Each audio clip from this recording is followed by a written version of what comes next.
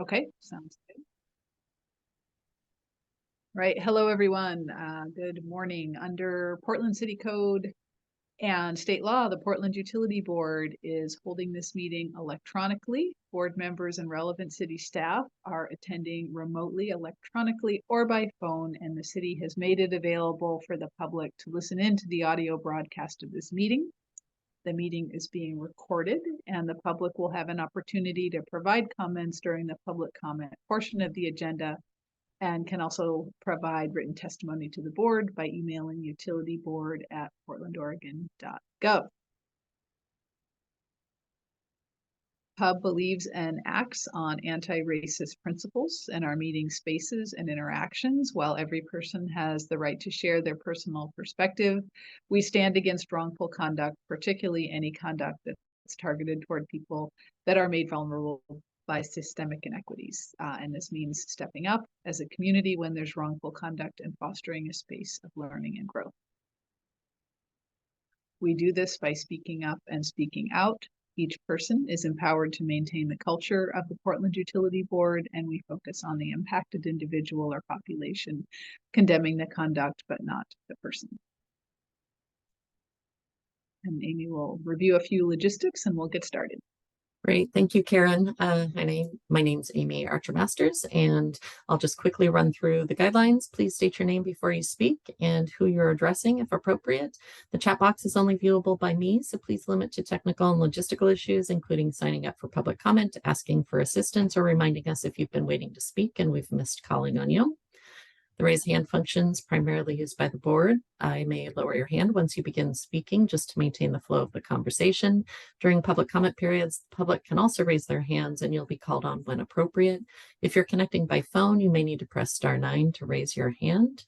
Videos can be turned on when speaking if desired. It is not required. Please mute your microphone when you're not speaking. And if you are connecting by phone, you may need to press *6 to mute or unmute. Public comment will be taken during the public comment period and also is available just prior to any formal board vote after a motion has been made and seconded by board members. Pass it back to you, Karen. Thanks, Amy. So I didn't introduce myself at the beginning for members of the public who may be calling in. My name's Karen Williams. I am a voting PUB member. I am facilitating today's meeting in the absence of our chair. Robin Castro is absent today. And just to reiterate, or for folks who just joined us, we are not at quorum. We need to have 6 members for quorum, and we know a couple of folks have excused absences, and our the 6th person that we need today is running late and will be joining us in about 30 minutes. So we're going to hold on any decisional items until Julia is able to join us at about 11:30. So we will go through though and do disclosure of communications and see if there are any public comments that folks would like to make to the board. And then we're going to do our announcements and updates, again, kind of delaying a bit until Julia is able to join.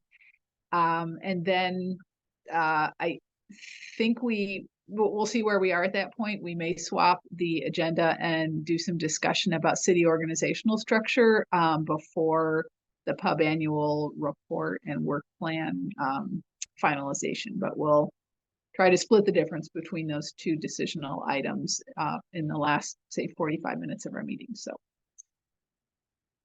So with that, I need disclosure of communications from board members who are present.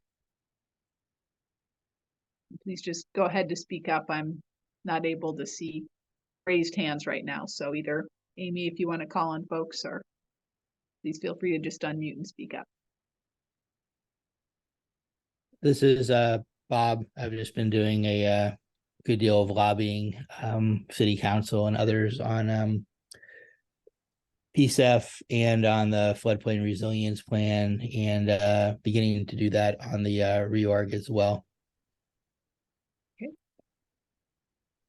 Thanks, Bob.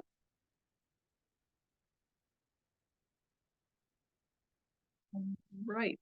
No other disclosures. Let's take a look at any members of the public who are present that would like to speak on the record to the pub?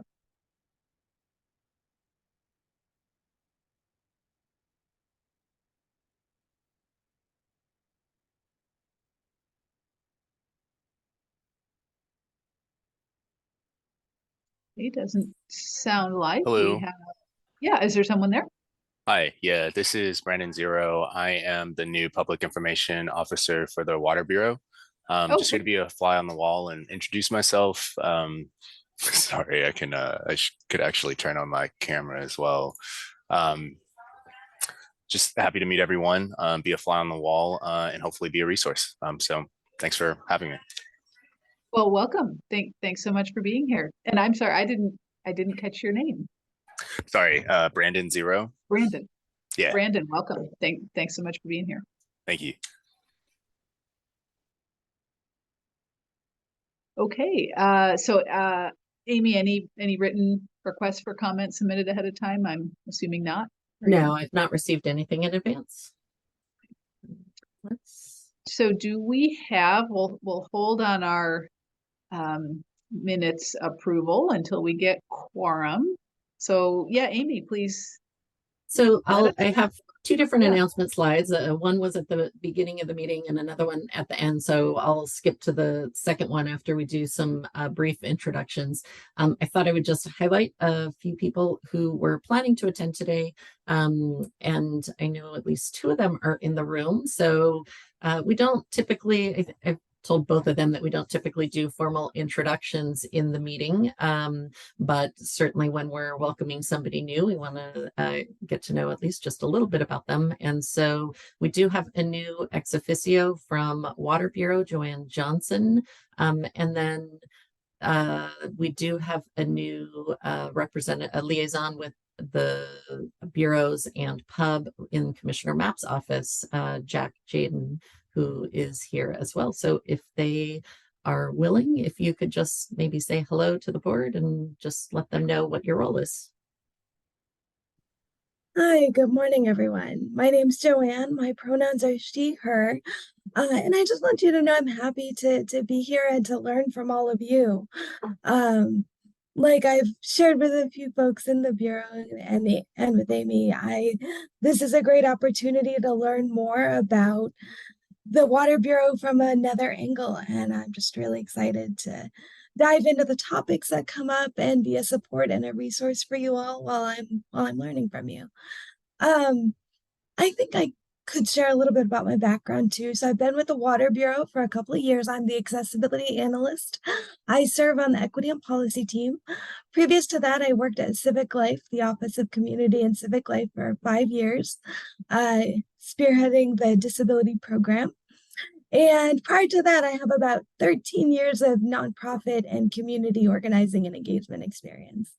So I have been in both government roles and in community roles, and I feel like I can offer something hopefully useful as far as supporting understanding. If anyone has any questions, I'll be here all meeting.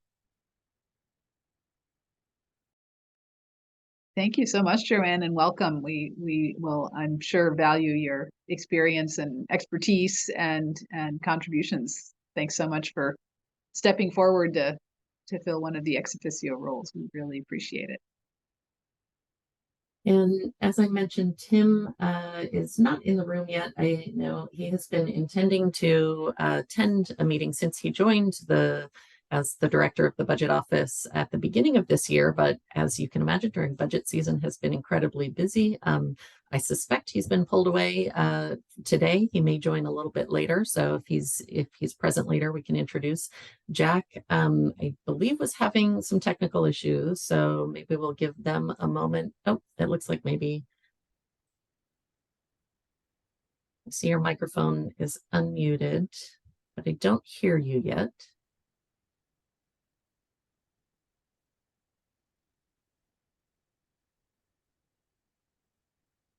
Yeah, I see your mouth moving, Jack, but I do not hear you.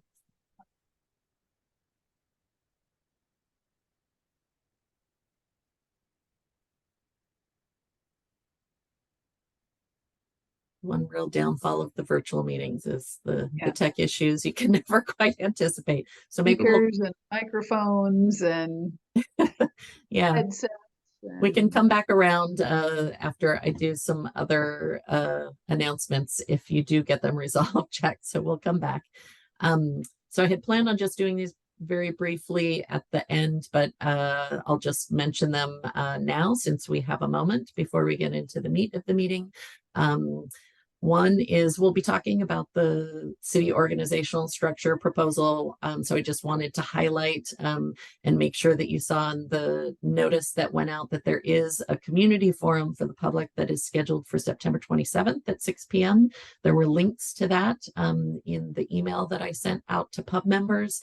But that is the open forum so that if there's any questions or feedback that people want to ask directly of the team, that is the opportunity to do so.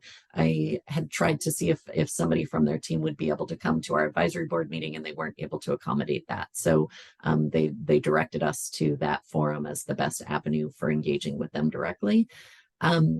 Also, you will see the tentative invite that the best time that we could choose of the times available in late October was October 25th. So I've tentatively slated 10:30 to 12:30-ish, and we'll wait for more information from BES on how much time exactly is needed. And Farshad is doing kind of the behind the scenes coordination of what that will look like.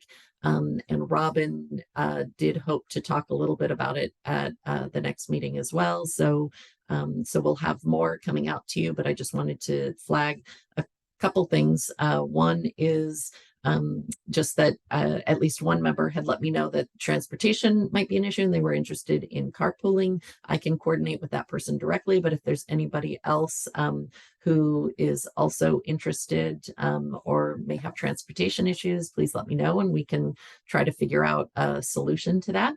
And then if we're holding that meeting, I am still assuming that we're also holding the October 19th meeting, but when we get to the end of the meeting today, we can chat about that again, but wanted to make sure that that folks were in agreement with that, or that there wasn't a preference to cancel the October 19th in lieu of the due to the time commitment and the additional time on the 25th.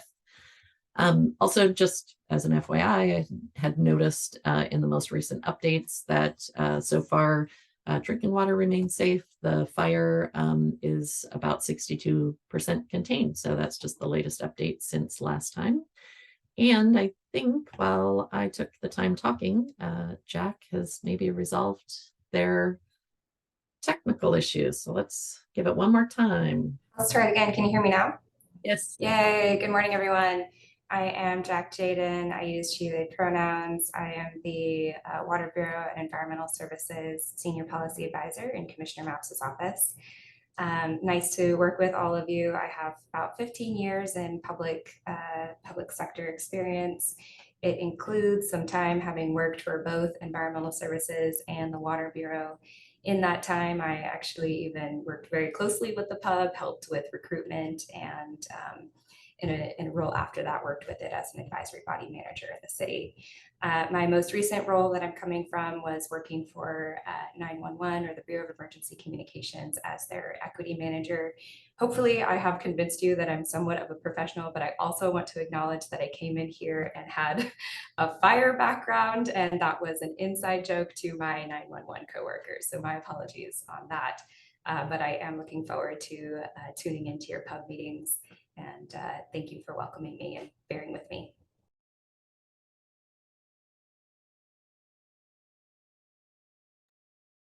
Well, welcome, Jack. Thank you so much for, again, sharing your experience and expertise with us, and we look forward to working with you. Maybe, I can't remember whether I said this since the meeting started, so maybe just for the record, I think before the meeting started, Karen, you had asked about our former liaison with their office, Goldan, and I can't remember whether I said on the record, but so Goldan has left their office for other opportunities. So Jack is now the primary contact through Commissioner Matt's office. So that is a change for folks who have dealt with Gul'dan in the past. And Jack, you are our liaison on both bureaus, Water Bureau and BES. Yep, that is correct. Fabulous. That's a lot for you to be carrying. So Yes, thank you. it's quite a lot. Luckily, the onboarding process hasn't been too chaotic considering I've worked for both bureaus. Yeah. All right, wonderful. And I'm assuming we still don't have, and may not have, Tim Grew. So let's go ahead and dive in then to our annual report and work plan, picking up where we left, actually a little ahead of where we left off a couple weeks ago, because Amy has incorporated into the draft that was sent to you last week the comments and suggested wording changes that we discussed last time. So before we go into too much weed whacking, wordsmithing, I just want to open the floor and see if there are, Amy, anything that you would like to call out, comments that you've gotten since we last met, Yes. and then open the floor to pub members and see if there's anything you would like to highlight or start with our discussion today. Great, thank you. So Heather did touch base with me since she was not going to be able to attend the meeting. So I'm going to drop down to the section that is relevant because she had proposed some changes. So the main goal, as I note in the comment off to the side here, is that Heather had wanted to try to highlight in the report a little bit more climate action and push harder on moving that work forward, and pub having a voice in some of that work as the restructuring is happening.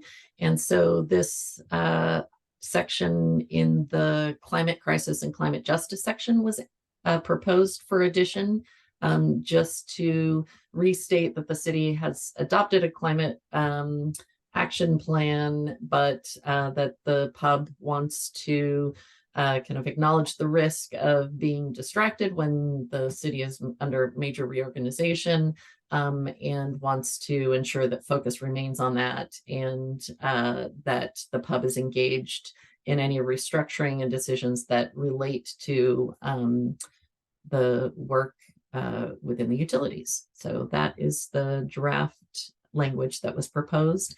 And I think that is the only real effective change since the last version that I sent you. I have not gone through and accepted all the highlighted changes yet, because those had been, based on other discussions either during the meetings or that had been submitted to me. And so I just wanted to make sure that they were still highlighted on the screen as we were going through them, to make sure that there wasn't any unresolved issues. And so we can, for each of you who are in the room, make sure that we highlight, or I can jump to whatever section you want to, where you might have some suggested edits, or if any of the edits that were in the draft document that you received, you have concerns about or want to revise in some way, then now would be a great time to let me know. And then we can bring Julia up to speed as the sixth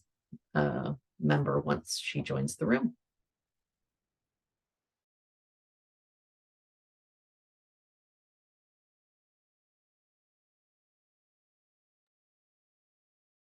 Okay, so for my fellow pub members, the floor is yours. Let's look at the annual report first. It'd be good to hear if you have additions, changes, edits that you want to make sure are reflected. And if not, it would be great to hear out loud if you are happy with the draft as written. So let's just, for the moment, let's just focus on the annual report part and go through each person and just hear what you have to say. I'm just going to go in order in the interest of expediency. And can I start with you, Chris?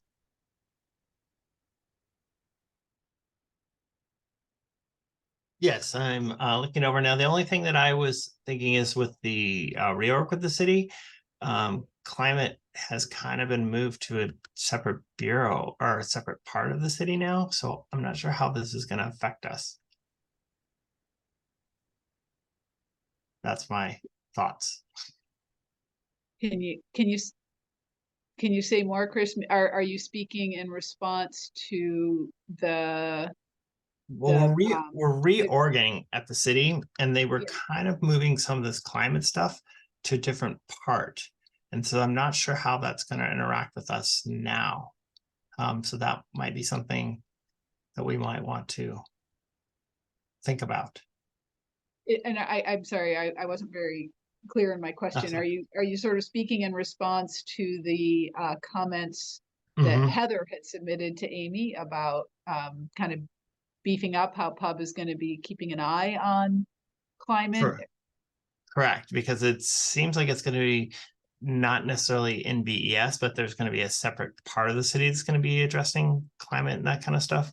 And so I'm wondering how we would interact, because it's almost like we would need that person or that group that we would interact with, if that makes sense. Hmm. Not sure exactly how to articulate that, but with our reorg, it's making things a little bit change in the city. Do you know what I'm talking about, Amy? Yeah, I do. And actually Jack messaged as well, indicating that their understanding is that there will still be some overlap with climate work. And I was going to echo kind of the same thing, is that I also, even in, I don't know if you attended I attended the employee town hall that was just prior to this meeting as well. And there were some specific questions related to climate action and whether some recommendation from staff, at least, that maybe they consider a change and create a climate action officer position similar to the equity officer position that's proposed. And so I think there's still, there's some proposals related to how it's being restructured, but I think it's still changing. And so we'll get into maybe some of that when we talk about the reorg stuff as well. But I think no matter what, there's still some overlap. I mean, obviously they're related to BES's work, and green infrastructure is an important part of it. We've had some conversation about the unknowns related to that natural resource service delivery, and that's called out as its own organization, or I don't know what they're called, but I guess bureau potentially, but there's still a lot of unknowns. So I think the intent was to call out just highlighting the importance for the city, whether the pub's engaged or not, and having the pub appropriately engaged for stuff that's related to green infrastructure. I think the hows and what that might look like remain to be seen. I think it's just kind of acknowledging on paper that there's interest at the pub, and it has related to your work. And so as it's changing and evolving, that there's interest in being engaged in that in some way. Sounds good. And I'm fine with everything else. Yeah, thanks. Thanks, Chris. And I guess I would, just as a fellow member, would like to kind of respond to that as well. I can say just again, as an individual member, that even if, as an individual member of an advisory body to BES and the Water Bureau, even after city restructuring, when and if the city has a more kind of focused office addressing policies that are in response to and reflective of consideration of the climate crisis. I mean, I would still expect, and as a community member would be looking to Bureau leadership to be incorporating climate crisis sensitive policies and procedure right into their operations and asset management and all the things that the bureaus are going to continue doing even under new city structure. I would still sort of expect the pub or hope that the pub would be kind of a watchdog on that. Yeah, so I guess my 2 cents is I still think it's appropriate for us to call out our prioritization of consideration of climate adaptation, climate crisis, et cetera, in what we look at when we're reviewing, budgets and policies and procedures. So, yeah, that's just my thinking on that. And enough of my thinking. So, Bob, why don't you go next? I see your hand. And what are you thinking about this topic or anything else in the annual report that you'd like to call out? Yeah, my comments are mainly focused on this topic. I mean, I think we're about to rapidly have the most significant reorganization of PES maybe ever. And I don't think it's just about climate. I think that when we talk about the reorg, we've got to be talking about really understanding how this new bureau will interact with BES and with water, not just in terms of advancing a climate agenda, but in terms of regulatory compliance with environmental laws, because those things will move with us. In terms of integrating green infrastructure where possible, is it going to be a tight connection between the two bureaus, or is it going to be a distant one where one bureau is lobbying another? Because what BES will become in the absence of its green infrastructure programs is going to be mainly an engineering bureau, a gray infrastructure bureau. And I know from having worked on BES issues now for 3 decades, how hard it was to integrate the green in, and how much resistance there was historically and how much resistance there still is. And so I think we might want to call out more specifically some of the questions we have. How will BES and Water Bureau continue to advance green infrastructure strategies? How will BES and the Water Bureau continue to ensure regulatory compliance with environmental laws? How will BES and Water ensure, what will be the funding strategy for the new bureau, since it's been historically on the rates? Will this separate those activities from the rates, or will the rates go with them?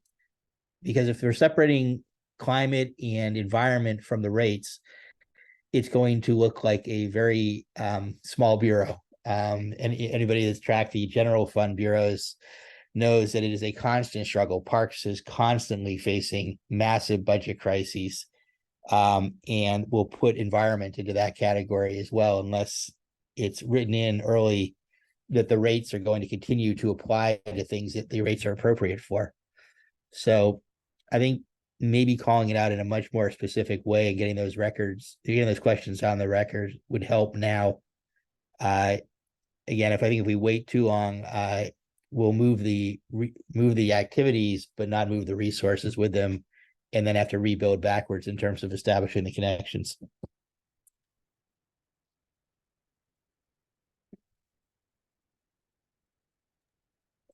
So Bob, is yours? Oh, I'm sorry. Go ahead. I think you were probably about to ask the same questions I was, so I'll let you go, Karen, and then I'll add if there was something else. Well, my question was just, Bob, when you are recommending calling out this, all of the specifics and specific concerns, were you talking about calling that out in our comments on the city restructure, or were you talking about calling that out in our this statement about climate and climate crisis, climate justice in our annual report? I don't think it would hurt to call it out here. Definitely in the comments on the transition, but I think here too, maybe being a little more specific about the fact that the reorg does raise some very significant questions as to the city's ability to continue to accelerate on this issue. Okay. Great, thank you for that clarification. Sure. And so that's exactly what I was going to ask too, Karen. So that is helpful. And I heard, and I'll be able to go back to the minutes, but just so that folks, oh, and sorry for the interruption. I have to do logistics at the same time. Julia is just entering the room right now, so we have hit quorum.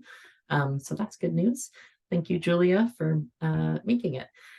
So just to conclude, what I was saying here is that I heard it seems like probably kind of three general categories: one related to the green infrastructure, one related to regulatory compliance, and one related to funding strategy. So just for the record, if just want to get a sense if they're in the room, whether there was general support for kind of those three areas, and then flagging for Bob, did those three that I just summarized capture it if I pull the language from what you said when you were speaking? Yes, you captured it. Okay.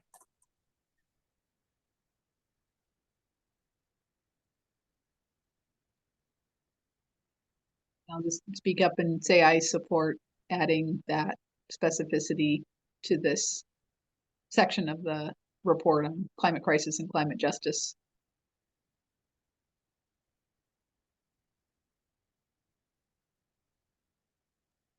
Okay, I saw another thumbs up, and then Alexis has their hand raised. So maybe Alexis, you could. Yeah, thanks. I also agree with putting that specificity in, and thanks, Bob, for articulating that so clearly. I also think it would be helpful for us to specifically call out kind of building resilience in this section, which I don't remember seeing. So just add ensuring resilience of infrastructure as well as like planning for the future and things like that here. And then I actually have one quick, while I have the mic, I just have one quick edit a little bit farther up.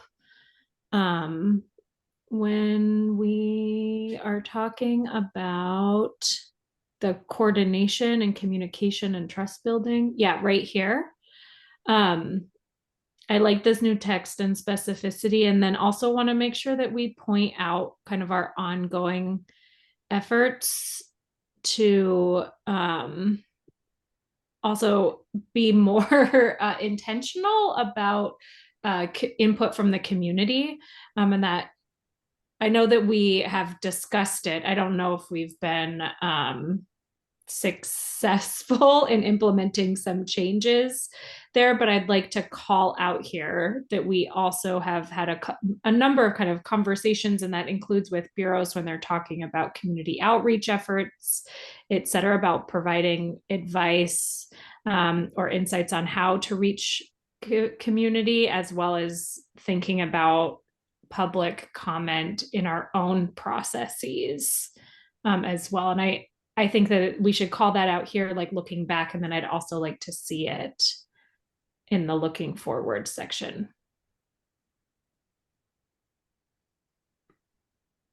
Thank you.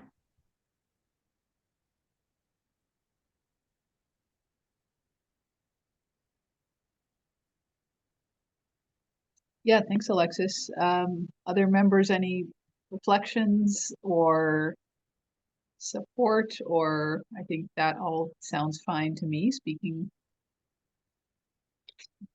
for speaking in support of adding that.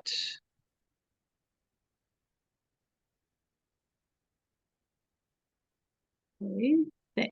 Thanks, Alexis, for those comments and suggestions. Let's see, we haven't heard from Lorraine. Lorraine, is there anything that you would like to call out in the annual report? Is we're sort of using as our basis, our jumping off point here at the moment. Is there anything that you would like to call out, comment on, change, or are you pretty much okay with the draft as it's written? Any I, comments? I, Any I no don't comments? have anything to call out right now.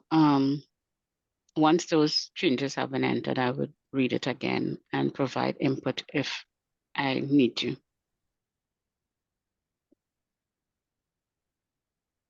Thank you so much. And let's see, Julia, thought Julia was here. Oh yeah, there's Julia. Julia, thanks for being here. Just to bring you up to speed, we were just taking a look at the work plan, or sorry, not the work plan, the annual report for sort of a final last call on anything you would like added or changed to the draft. And I think you came in to hear some of the comments that we were just adding. Is there anything else you would like to add or change? And be great to hear if you're more or less on board with the draft as it is, plus the comments that we just added from other members. Yeah, I agree with the comments that have just been added, and I also don't have anything additional to provide at this time. So yeah, but thank you. Sweet. Okay, let's just take, if people are okay with taking a quick look at the work plan priorities section of our final report, and which is mostly that, yeah, mostly that table, nicely summarized, table 2.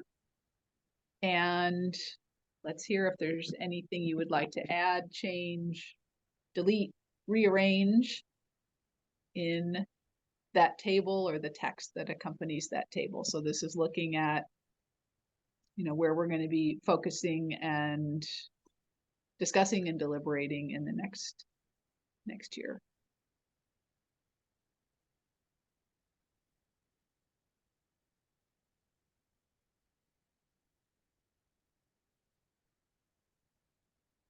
It's like we haven't had too many changes from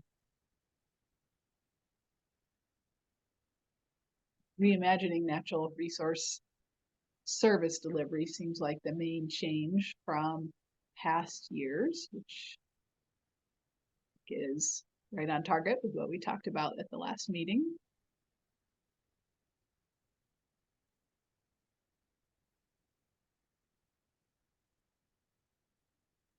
I might bold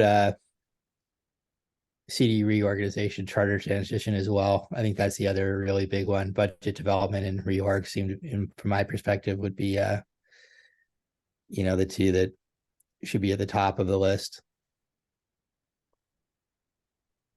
Yeah, that's a good point. I have lost track about the bolded things. The bold, this is Amy, the bold in here, the way that we bolded it was actually not to highlight what's most important, but just what's required by code. Okay.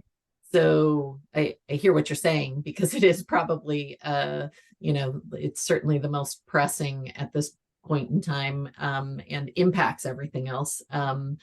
But the intent was for this entire top section to be kind of the highest priority that you're dedicating meeting time, and or definitely dedicating meeting time, whereas kind of the second tier isn't necessarily less important. It's just that those things will receive meeting time as they come up. Okay. Yeah, no, that makes sense. Sorry about that. But one thing I think we may want to wrestle with somewhere on here is the nexus between affordable housing and the environment, because that's a super active issue both at the city and the state. We're going to see proposals coming forward to roll back environmental programs, that are directly related to BES's work. We'll see a proposal in the next month. We've already seen it, it's out, but council will consider, for example, getting rid of the eco roof mandate. The governor right now is proposing to eliminate protections for things like trees, environmental zones, wetlands, things that are directly related to BES and somewhat directly related to water, but less so. And I'm not sure whether it would make sense for us to start thinking about those issues, because right now, the recommendations that are on the table at the local and state level are the most significant that we've ever seen since the land use system was put in place.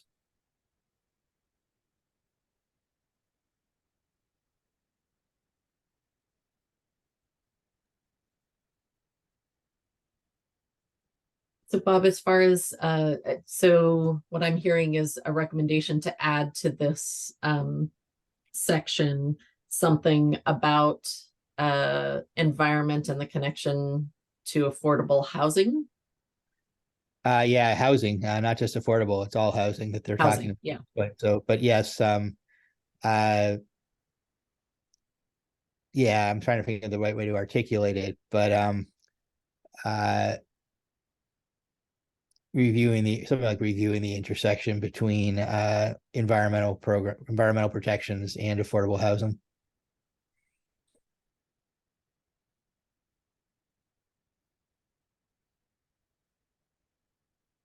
Or reviewing intersection or something like that. Yeah.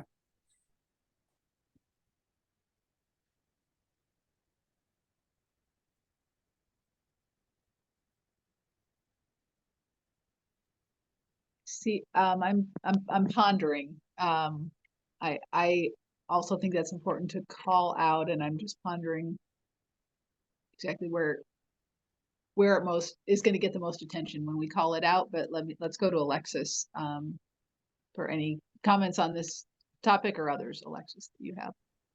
Yeah, I'm also kind of thinking over what that suggestion and where it best lives, but I wanted to also kind of highlight, figure out a way to highlight the city reorg piece here. And I'm wondering if, well, I guess these are just kind of topics. I guess I was just trying to figure out how we could highlight here that this is a super super high priority item for us. And also,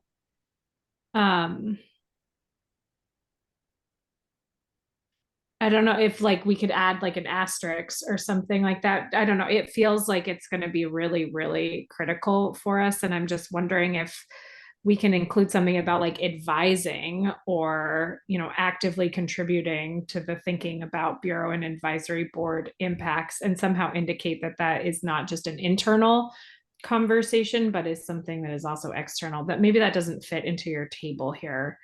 Well, I wonder, because Bob's misread of what bold meant, I can also change that, and you know, I can italicize the things that are required, and that doesn't stand out as much. And you all could decide which ones you want bolded, and having them bolded does seem to emphasize them slightly more. It could add just a footnote saying what the bold means.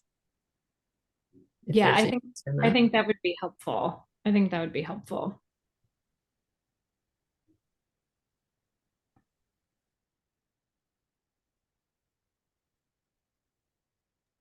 And so I heard from Bob the budget and the city reorg as and then maybe this newest category as being some of the highest priorities. Is there agreement from others of those, or is there something else that you would want bolded out of this group? I'm wondering about sorry, Karen, I just jumped the queue, but I'm wondering about the Reimagining Natural Resources Service delivery, because I'm curious, I think that might connect to what Bob was discussing, and just thinking about the implications for that. That's where I have the most questions when we look at the charter, and it sounds like others on the board do as well. So I wonder if that one might also be one that we want to specifically highlight.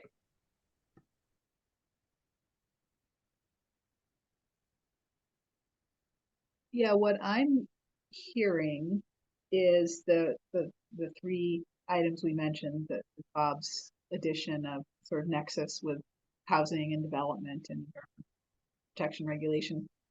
that they are not necessarily more important, you know, because I think at one point, I think we did have some of our items in priority order, and we went to this table format to kind of get away from that because it was different folks had different priorities, and it was just hard to like be so simplistic, I guess, in ranking. But what I am hearing is that those three areas, reimagining natural resources, you know, development, housing, environmental, you know, protection regulation, and city reorg. I mean, these are like the train is moving and we can, you know, get on and help steer, or, you know, they're just like really timely, right? And the opportunities to influence are sort of now or never. Never is a little hyperbolic, but there's something about the timeliness of them that make them not necessarily more important, but more urgent and more, yeah, that's it's the timing of it that I think maybe we want to highlight.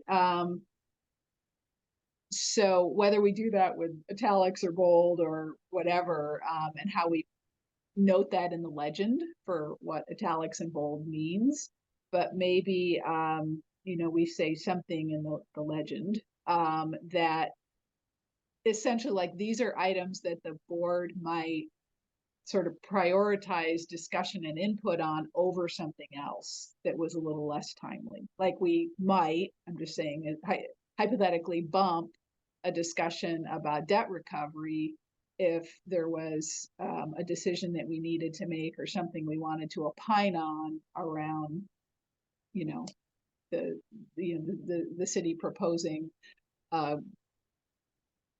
sort of setting aside an environmental regulation to be able to build the housing development or something like that. You know, we would put aside debt recovery for a month and we'd reprioritize and talk about the development issue. So I don't know, Amy, if you can do anything with Yeah. that. No, I think that was helpful, and I think I could turn that into a descriptor at the bottom and just kind of like reorganize those a bit. Everything's important, but if everything's important, then nothing's important, right? That if everything's Right. a top priority, nothing's a top priority, that sort of thing. Yeah. Okay.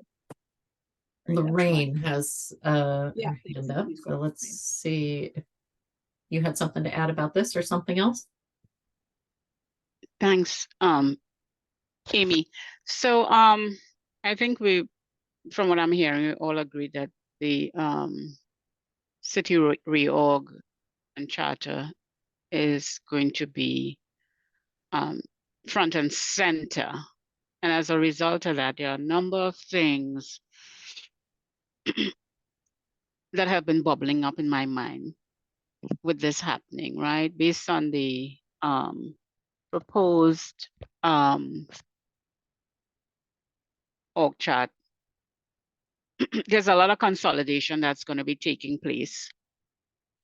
And I think that will affect everything that we're talking about here, whether it's climate, because that will mean competing priorities based on the constraint of resources, which is budget or dollars or whatever. So I'm looking at this and I'm thinking, what am I thinking? I'm looking at this and I am concerned about practically all the things here, but mainly the potential for impact on staffing. Specifically, if you're going to be looking at the hiring, retention, and promotion of BIPOC staff, and how is that going to roll out? One, and how is that going to roll out? Who's going to be impacted by that, and who's going to be there? Who's going to remain to do the work with regard to environmental protection, working with communities, et cetera, et cetera, et cetera. I don't know if I communicated that clearly, but I'm coming from the perspective of centering what it is we say that we value. And it goes back, I suppose, to my question of how this reorg is going to fall out. And we all have our interests, you know, environment and all the other interests. I think as I see this process moving forward in the dominant culture way, what this is telling me is that more than likely, or the likelihood is that we're going to progress in a normal way where the most vulnerable communities, communities who have been pushed aside, communities who have been disregarded in all these areas, whether it's in the environmental or whatever, again, here will be impacted. And I think that is where I land. Does that provide a solution? No, but I think that is where I'm thinking.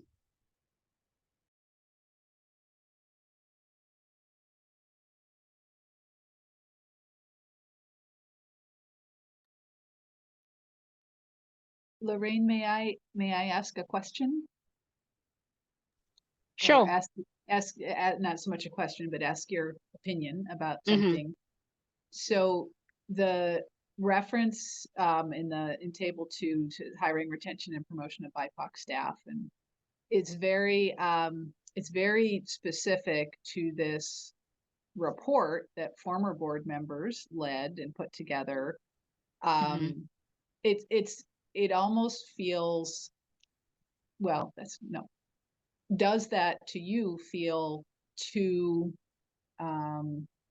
limited to sort of put hiring, retention, and promotion of BIPOC staff? It's kind of limited to in the context of this report that our former board members did and presented to bureaus. And it kind of says that there's ongoing work related to that, but we're not sure there is ongoing work related to it. So is it too specific in its reference to that report? And would you like to see that aspect of our priorities, broadened more?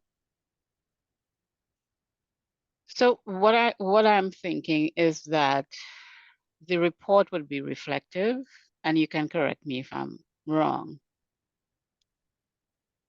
But in providing a reflective report, I think we also need to be providing some forward thinking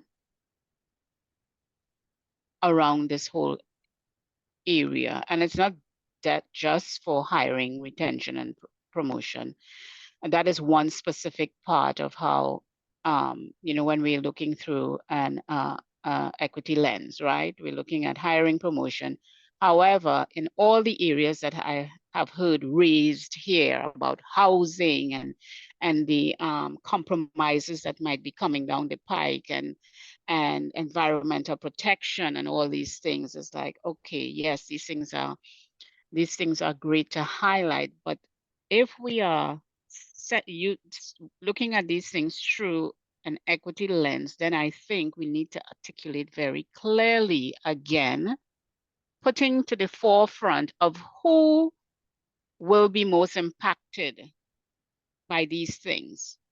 As we lobby or we propose, or there are many voices on here that are in these, right, is in the environmental protection sphere or different spheres of what we're talking about, that we need to articulate very clearly the why behind we are saying reviewing intersections between housing and environmental protection, reimagining natural resources service delivery, hiring, retention, and promotion of BIPOC staff.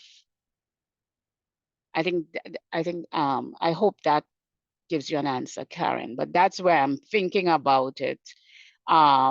Because I am all, you know, unless we are articulating that, then we can sit back in that space where we are for the laddie-daddy or environmental protection or housing or whatever, when we're not really getting and targeting those who are most vulnerable and those who have the least voice. Because there's a highly political environment here where people jockeying for their priorities, right? We're seeing this dominant culture working out here in the city of Portland. Let's talk frankly. Who has the air of who matters and where it matters, and they're jockeying for their what it is that is important to them, whether it's the environmental nonprofits that are coming together or whatever, because they're jockeying for what it is they want. But really, at the end of the day here, if we don't articulate that clearly, I think we're going to be losing sight of what it is we say as a pub that we want to achieve.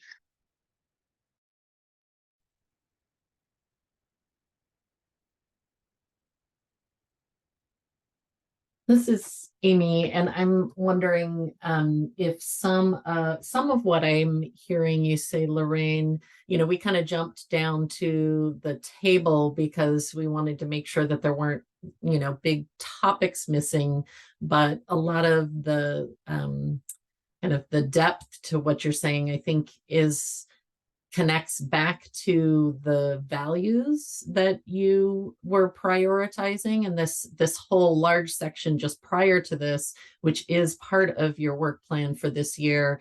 And it again is trying to touch at a very high level, because this is just a written document, you know, to be clear with what the intent is for this year. But it is a little bit more of where you touch on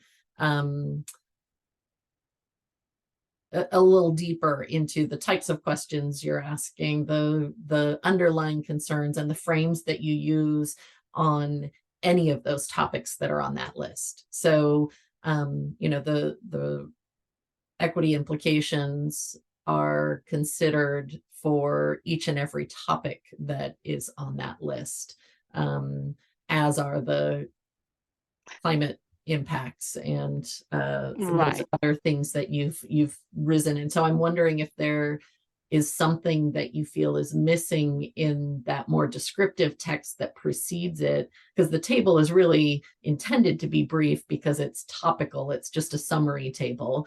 And all the language that precedes it in the pages prior is where I think you touch a little bit more on the intricacies that you're mentioning. Right. So let me give an example, and this is not to call out anybody, but and it's just to give an example. So when we are talking about climate justice and housing, and the fact that, you know, there's proposals to not to remove the requirement for green roofs or whatever it is. Let us be clear. Because when I hear that said, so it sounds to me that that's a la-di-da thing, right? Oh, yeah, it's nice to have green roofs. But why do we want to have green roofs? Why is that important if we are tying it back to our values of centering equity? And that's the kind of conversations, I think, as a pub that we need, so that we are articulating those things, and it doesn't sound like, you know, it's that full Portland thing. The reason why we want to have green roofs is that this is better for the environment, and it provides a better living conditions for those most impacted. And articulate that in a way that the communities who are most impacted when we're talking can understand that, hey, this is directly tied to us, and this is not a thing that in theory sounds good, right? Because if you're talking to the houseless and someone goes to them and say, hey, this whole thing about green roof, you know how much money that costs? And that is kind of preventing us from building more homes to provide you with a house, right? When in fact, that may not be true, or that could be articulated in a way that they will understand the benefits that why we are advocating for these things, how that directly impacts that. Because someone living on the street, someone who is unhoused, someone who is living in a tent, how does that make sense to them?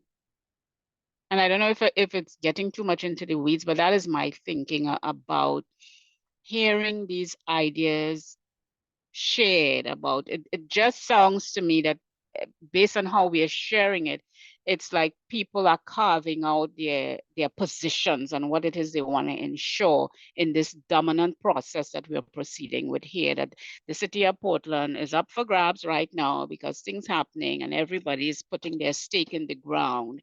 And I'm not hearing it tied back to the most vulnerable communities.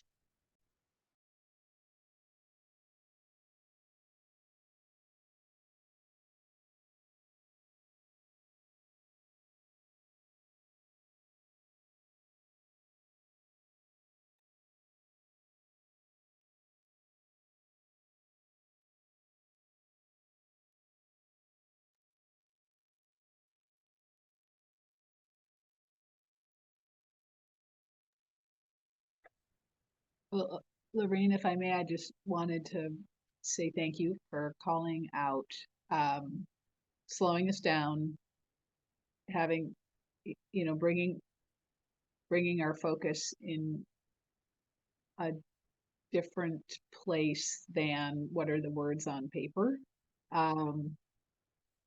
And, we can write anything we want on paper, but what you have made me sort of stop and reflect on is,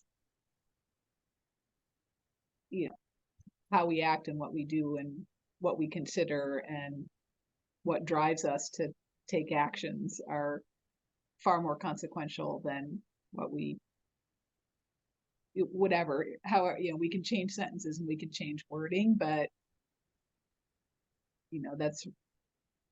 that's really not that doesn't matter. But you've encouraged me to look much more broadly at the impact of what we can do as a board and the influence that we can have as a board, and how we need to be always careful about just falling into the sort of dominant culture processes and just sort of limiting ourselves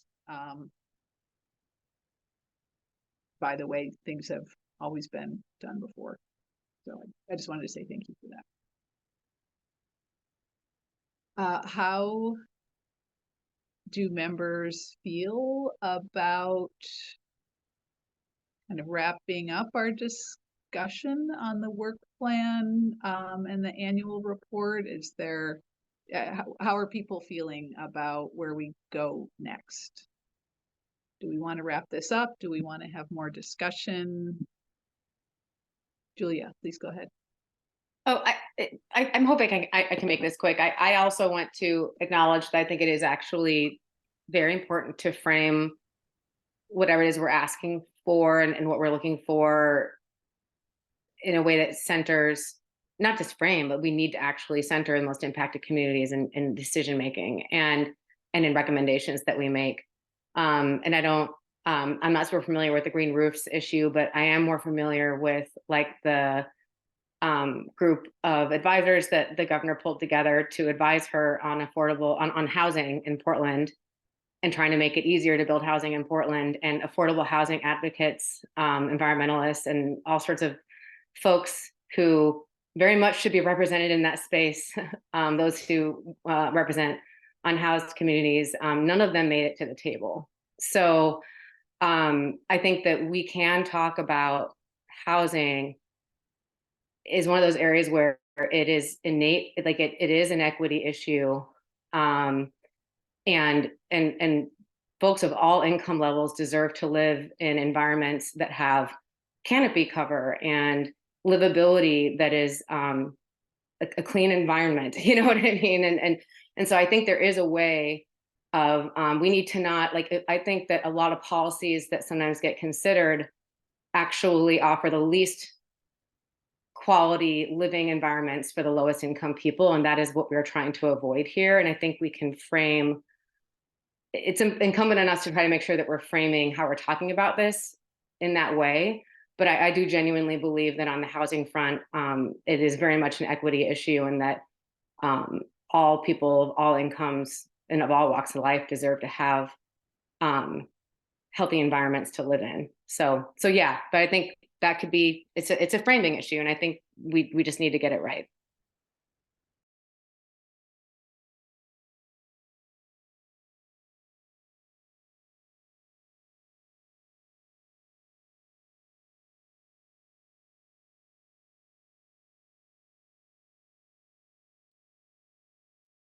Well, given the silence and given that I have my hand up, I'll just jump in.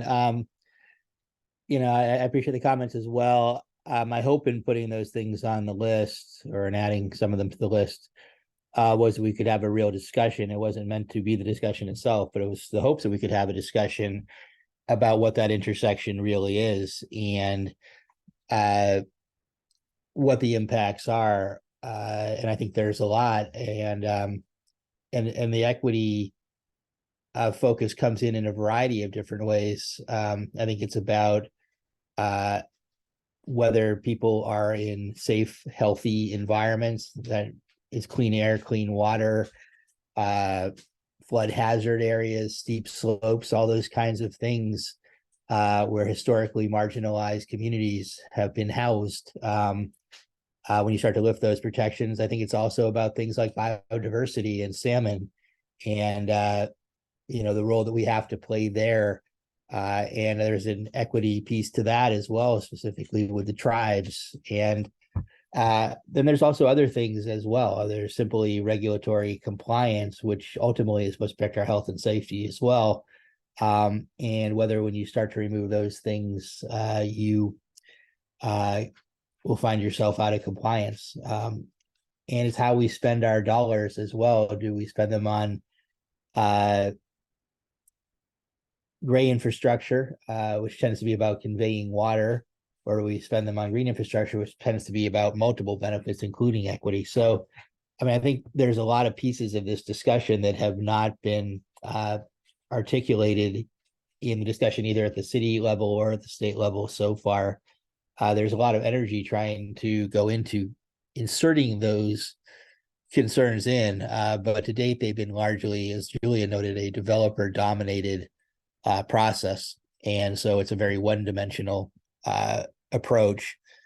And you know, some of you have heard this before, but when we went to try and talk to the governor's staff originally about trees and tree canopy and urban heat islands, and the fact that people were literally dying on our landscape because of the heat dome effects that we're seeing now, the answer was, what don't you understand about the fact that trees cost developers money? So again, that's why I wanted to bring it in, is so that we could both explore the impacts and also understand where, on the flip side, we need to think about the regulations we have in place and how they're functioning.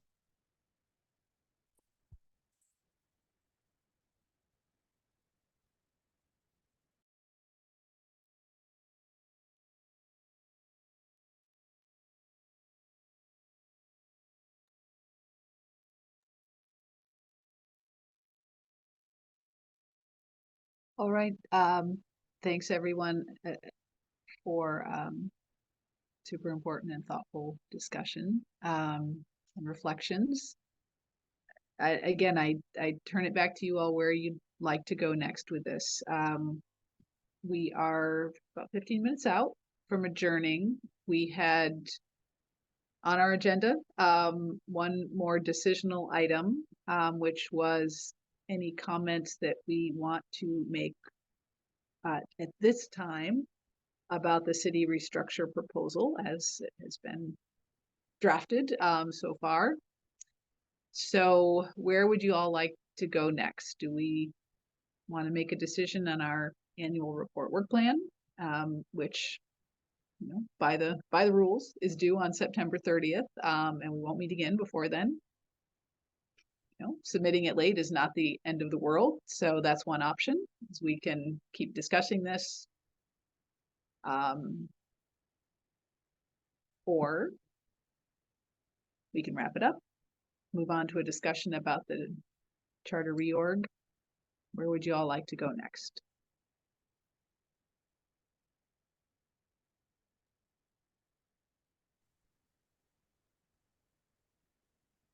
Just for the record, I know that at least one of the voting members has to drop off right at 12:30. So as far as decision making, if there's any decision making that you want to happen in the meeting, it would need to happen before then. Once we lose quorum, we won't be able to take a vote. Okay, thanks for that. Thanks for that.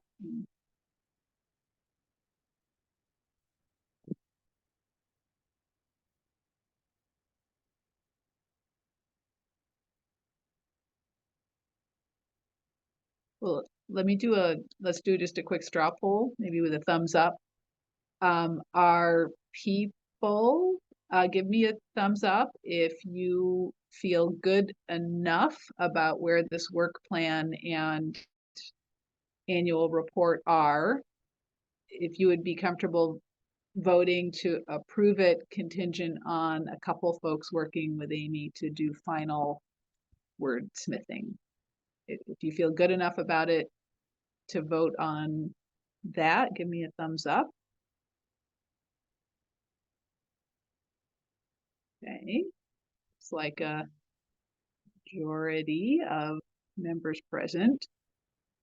So given that results of that straw poll, how about a motion from one of the voting members?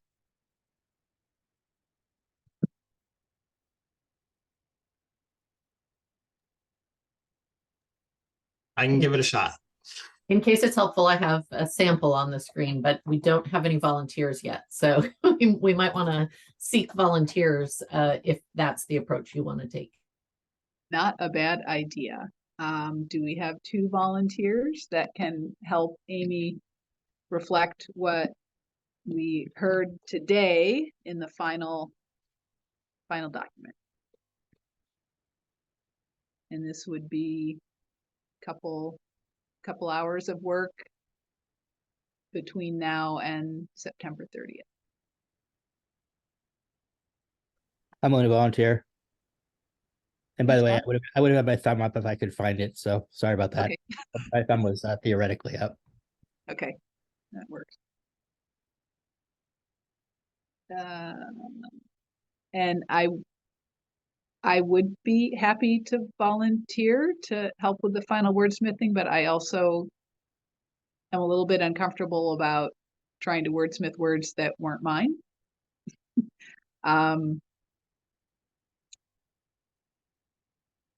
So just want to put that out there. Okay, just to move us forward, sorry to do this to you, Karen, then I'm going to move it forward. I move to approve the annual report and work plan as discussed today with final edits and submissions by Bob and Karen. And Amy. And Amy. Thanks, Chris. Is there a second for that? I second. That was Alexis? Oh, no, it was Julia. Julia. Thank you, Julia. Okie dokie. Let's proceed with voting. Karen Williams, voting member. I vote yes. Chris Richard, voting member. I vote yes. Bob Salinger, voting member, yes. Alexis Rife, voting member, yes. Lorraine Wilson, voting member, yes. Julia DeGraw, voting member. I also vote yes. Okay, great. Oh, shoot. I forgot to do public comment. Well, let's see. Is there any public comment on the vote we just took? If there is, we will retake it. Sorry about that. This is Rosalind Gray. No public comment.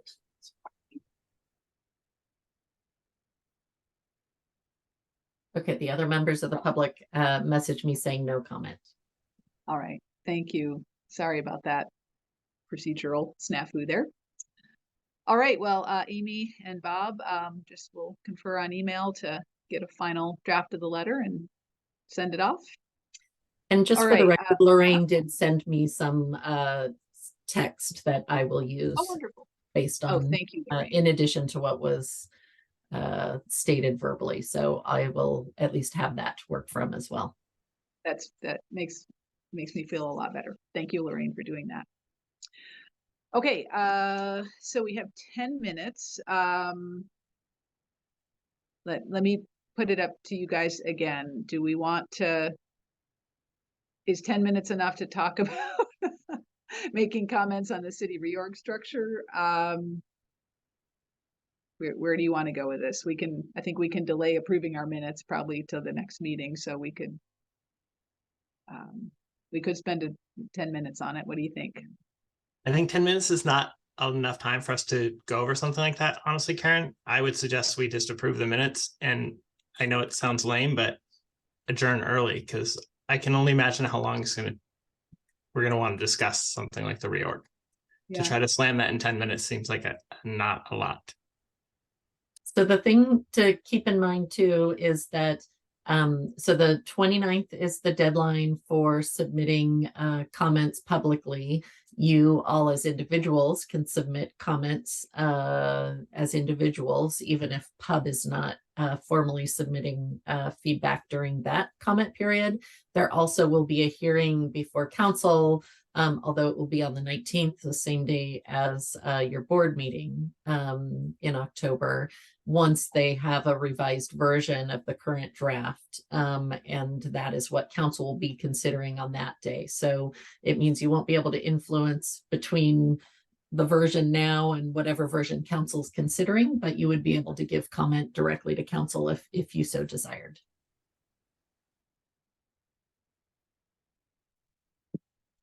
Julia, what are you thinking? I agree that 10 minutes is not enough, but I also think that we are completely ceding our ability to weigh in at the point in which we actually have like any significant ability to change anything. And like, I'm very, very uncomfortable with that. I'm on another board and commission where we got a full briefing on this. We spent a good portion of the meeting talking about it. We're drafting a letter and sending it to Michael Jordan. Like, I'm very nervous about missing this deadline. Whether we need to have a special ad hoc meeting,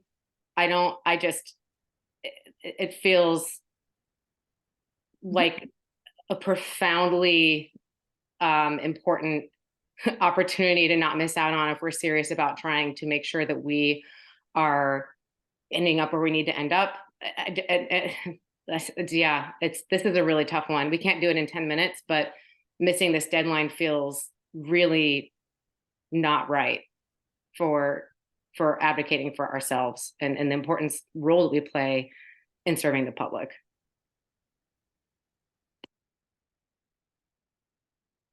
Alexis and then Bob.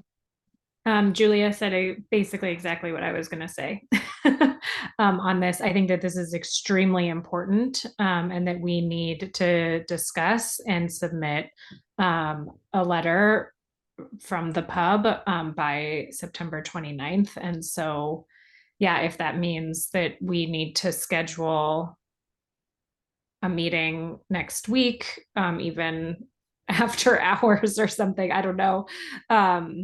I just think it's incredibly important, or if we want to delegate a couple of folks to discuss, which makes me feel a little bit uncomfortable because I do think that we should discuss this as a full board, but who could draft, maybe somebody can meet and draft something and then we can discuss as in an ad hoc who can come or something like that. But I do think that we need to figure out a way to submit feedback as a full board.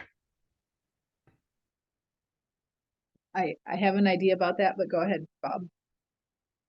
Yeah, no, I agree with the last two comments, and I was actually going to offer, but I don't want to be presumptive or preemptive to take a crack at least some general concerns, if that would be helpful. We've been spending a lot of time on this one and thinking a lot about how it intersects with particularly BES, but to some degree water.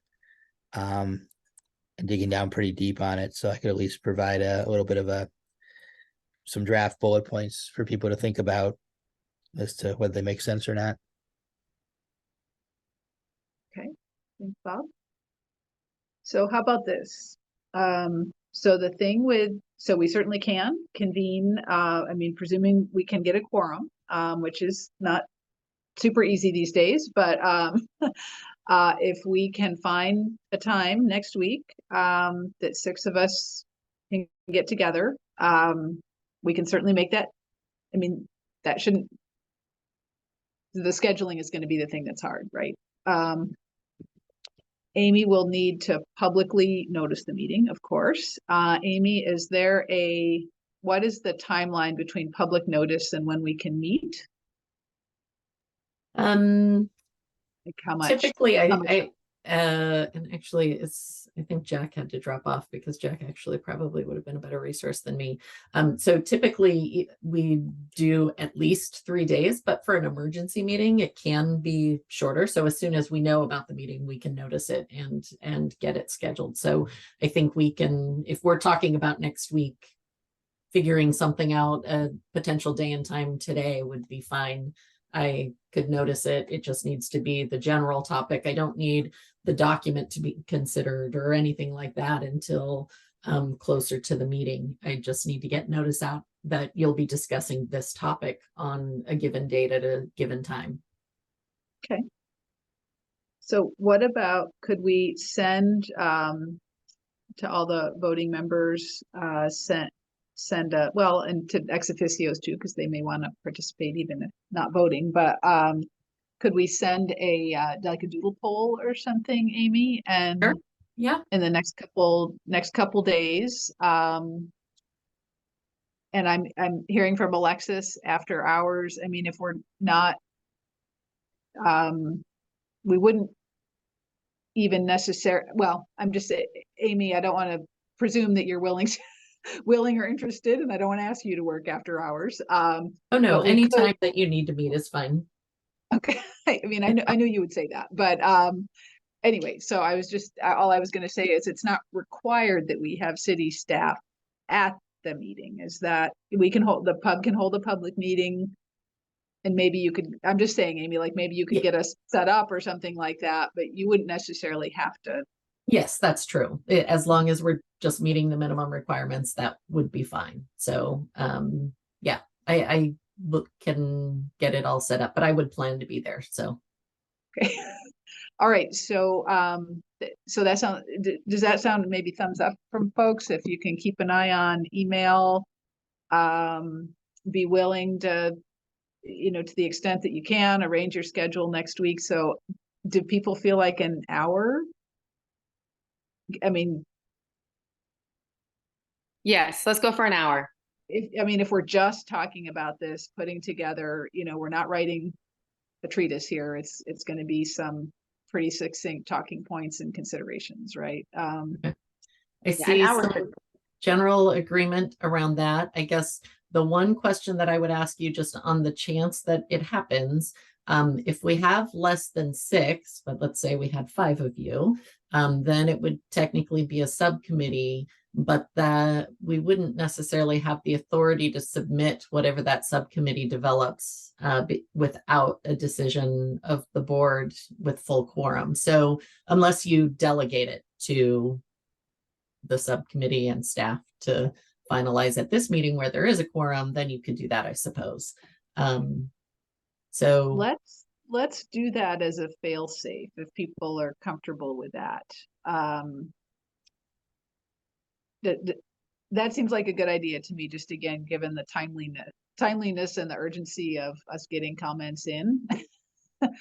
If we could delegate, if we get 6 folks next week that can meet and decide, that's great. But on the, it seemed to me like it would be a good backup if this body that's here today could delegate to whoever can meet next week the authority to submit the letter or submit the comments.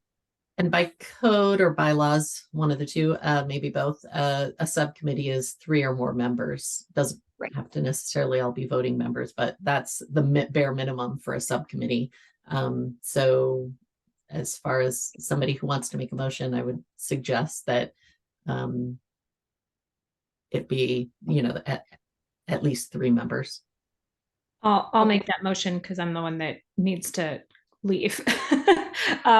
This is Alexis Wright, voting member, and I motion that those members, the subcommittee who is able to meet next week, have the authority to draft a letter and submit it on behalf of the pub regarding the city organizational structure proposal. I second. Chris Richard, voting member. Is there any public comment on that motion?